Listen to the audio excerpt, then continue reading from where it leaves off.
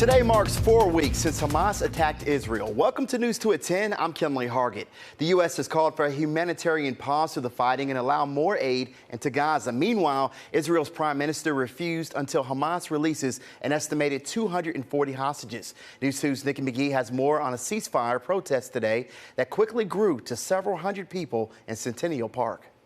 As the death toll surpasses 9,000 people in the Middle East amid the Israel-Hamas war, the Nashville Veterans for Peace group is calling for an end to all fighting. We try to tell people the cost of war, both in blood, money, and the destruction of human life. Despite the U.S. calling for a pause to the fighting and allowing more aid into Gaza, Israel says it will carry on until Hamas releases close to 250 hostages. The main message today is bring about the ceasefire through reasonable negotiations between the parties.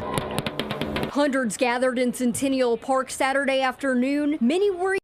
Hospitals bombed, civilians unable to get aid, and children and babies being killed amid the war. We have to continue. We will never give up to defend human rights and to defend civilians and innocent people being killed all over the world. MTSU professor Sean Foley explains this is a deep-seated conflict dating back to the Nakba in 1948 when Israel declared its independence and more than 700,000 Palestinians fled to Gaza. He says some in the Arab world are referring to this war as the new Nakba. People in Gaza who are, of course, fearful for their lives because of the war are also fearful that if they leave Gaza, they will not be able to come back. He says a fence put up around Gaza by Israel has long limited mobility in and out of the territory. And Israel controls the supplies of water, electricity, and fuel to Gaza. Hamas' recent attacks aim to disrupt this control and gain leverage with people taken hostage. And indeed, there's been a tremendous amount of savage, horrific violence that both communities in Israel have certainly experienced,